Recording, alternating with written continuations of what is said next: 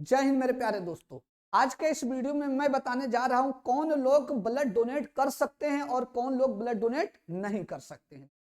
तो जैसा कि टैगलाइन है रक्तदान महादान, तो बिल्कुल रक्तदान महादान है। लोगों की जान बचाने के लिए उससे बड़ा पुण्य कुछ नहीं हो सकता है। लेकिन कभी भी आप रक्त दे रहे हैं, डोनेट कर रहे हैं ब्लड, तो एक बार खुद के बारे में ऑब्जर्व जरूर कर लीजिए कि क्या हम वाकई ब्लड देने के लायक हैं या नहीं हैं। ऐसा इसलिए क्योंकि दूसरे की जान बचाने के चक्कर में या दूसरे को स्वस्थ करने के चक्कर में अपने स्वास्थ्य के साथ भी खिलवाड़ ना कीजिए। इसलिए चेक करिए कि क्या हम ब्लड देने के लायक हैं या ब्लड देने की जो शर्तें हैं क्या हम उसको पूरा कर रहे हैं। तो दोस्तों आइए हम लोग डिस्कस करते हैं कि ब्लड जो डोनेट करते हैं या रक्तदान करते हैं उनकी एज 18 से 65 साल के बीच होना चाहिए। मतलब 18 साल से कम और 65 साल के बाद ये दो लोग ब्लड डोनेट नहीं कर सकते हैं। मतलब वही लोग कर सकते हैं जिनकी आयु 18 से 65 साल के बीच होना चाहिए। इसके अलावा दोस्तों ब्लड डोनेट वो लोग कर सकते हैं जिनका वेट 50 केजी से ज्यादा हो,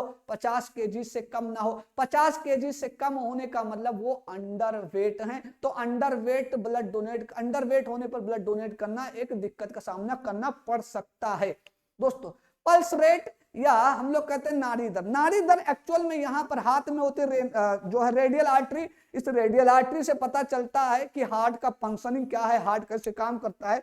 तो पल्स रेट अगर 60 से 100 पर मिनट है तो आप ब्लड डोनेट कर सकते हो। इससे कम होगा तो आप ब्लड डोनेट नहीं कर सकते हो दोस्तों। इसके अलावा अगर हम हीमोग्लोबिन की बात करें तो देखिए सामान्यतः मानव की अगर हम बात करें तो ह्यूमन बॉडी में जो है हीमोग्लोबिन की मात्रा 12 से लेकर 17 ग्राम प्रति डेसीलीटर होता है। ये नॉर्मल रेट की बात करें, नॉर्मल जो है हम बात कर रहे हैं। अगर 12.5 से कम है तो आप ब्लड डोनेट ना करिए क्योंकि आपके लिए घातक हो सकता है, लेने को देने पड़ सकते हैं। तो आप जरा ध्यान से देखिएगा कि अमूमन फीमेल जो होती हैं वो ब्लड डोनेट करने के लिए एलिजिबल नहीं होती हैं, कुछ को छोड़ दिया जाए तो। क्यों? क्योंकि फीमेल का जो हीमोग्लोबिन है वो मेल के कंपैरिजन में हमेशा कम ही होता है। तो जब उनका हीमोग्लोबिन चेक किया जाता है ब्लड देने से पहले तो देखा जाता है कि उनका हीमोग्लोबिन लेवल कम है, तो फिर उनको रिजेक्ट कर दिया जाता है कि मैडम आप ब्लड नहीं दे सकते हैं।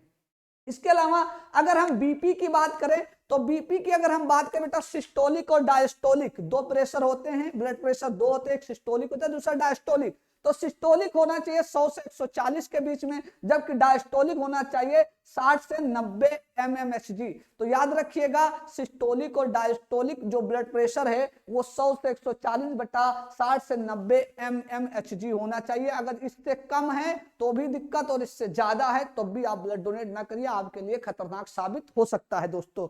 तो एक बात याद रखिएगा। अब आते हैं बताते हैं कि किन किन बीमारियों में हम ब्लड डोनेट नहीं कर सकते हैं। अगर आपके पास अगर ब्लड डोनेट करने का ऑप्शन आता है या ऑफर आता है या आपको कभी ऐसा सौभाग्य प्राप्त होता है रक्तदान करने का, तो यार खुद को ऑब्जर्व कर लीजिए कि क्या वास्तव में कोई ऐसी बीमारी तो नहीं है कि हम ब्लड डोनेट करते वक्त हम जो है और सारे और भयंकर बीमारी से ग्रसित हो जाए या हमारे जान के लिए मुसीबत बन जाए दोस्तों। तो सबसे पहली बात है कि हाई बीपी वाले ब्लड डोनेट नहीं कर सकते हैं।